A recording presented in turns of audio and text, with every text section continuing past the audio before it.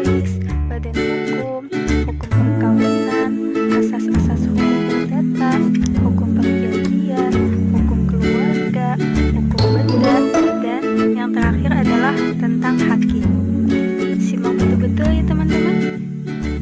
Oke, kita akan masuk ke pembahasan yang pertama, yaitu tentang hukum waris. Apa itu hukum waris? Hukum waris adalah hukum yang mengatur mengenai apa yang harus terjadi terhadap harta kekayaan seseorang yang meninggal dunia.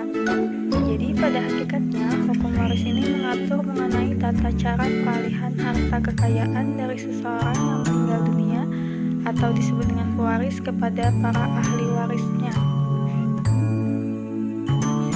Ada dua cara untuk memperoleh warisan dalam hukum waris perdata.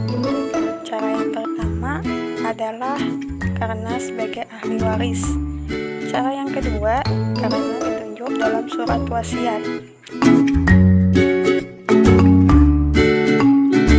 Materi yang kedua yaitu badan hukum. Badan hukum disebut juga sebagai subjek hukum.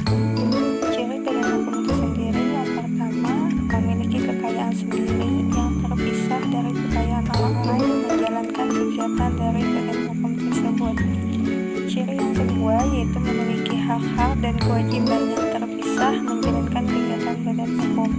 Ciri yang ketiga memiliki tujuan tertentu, dan ciri yang terakhir yaitu berkesinambungan atau memiliki kontinuitas.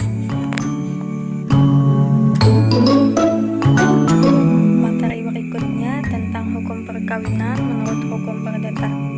Dalam Undang-Undang Nomor 1 Tahun 1974 tentang perkawinan dijelaskan bahwa perkawinan itu adalah ikatan lahir batin antara seorang pria dengan seorang wanita sebagai suami istri dengan tujuan membentuk keluarga yang bahagia dan kekal berdasarkan ketuhanan yang Maha Esa.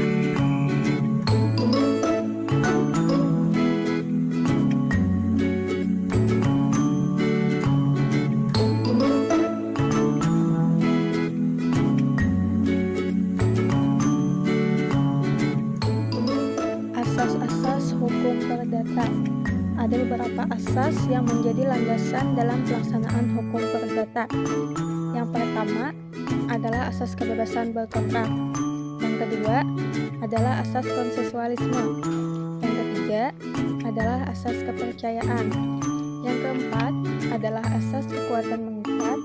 Yang kelima adalah asas keseimbangan. 6. Asas kepastian hukum. 7. Asas moral. 8. Asas perlindungan. 9. Asas kepatutan. 10. Asas kepribadian. Dan yang terakhir adalah asas etikat baik. Materi selanjutnya yaitu hukum perjanjian. Dalam hukum perjanjian terdapat beberapa asas, yaitu asas konsensualisme, asas kebebasan berkontrak, asas personalia, asas etikat baik, dan asas pacta sunt servanda. Kemudian, dalam hukum perjanjian ada berbagai macam perikatan, yaitu yang pertama adalah perikatan bersyarat, yang kedua adalah perikatan yang digantungkan pada suatu ketetapan waktu, yang ketiga adalah perikatan yang membolehkan memilih, yang keempat adalah perikatan tanggung-menanggung, yang kelima adalah perikatan yang dapat dibagi dan tidak dapat dibagi. Hukum keluarga. Hukum keluarga adalah hukum yang mengatur tentang perkawinan dan segala akibat hukumnya. Ada dua hal pokok yang menjadi aspek penting dalam pendapat mereka, yaitu perkawinan dan hubungan saudara.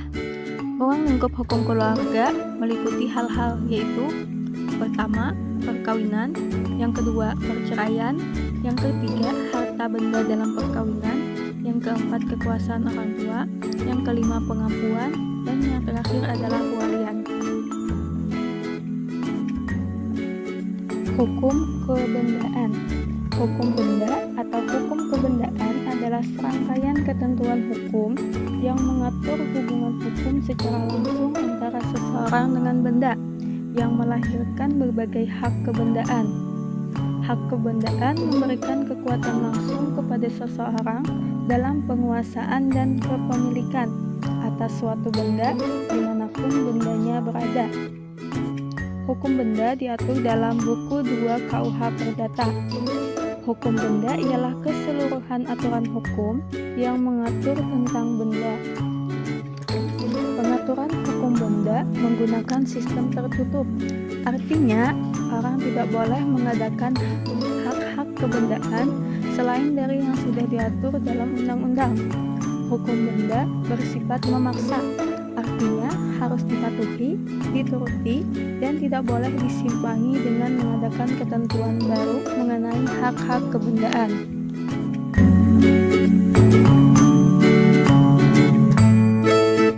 Materi yang terakhir adalah tentang haki atau hak atas kekayaan intelektual.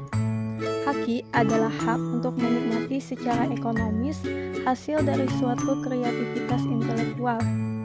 Konsep dasar tentang haki berdasarkan pada pemikiran bahwa karya intelektual yang telah diciptakan atau dihasilkan manusia memerlukan pengorbanan waktu, tenaga, dan biaya.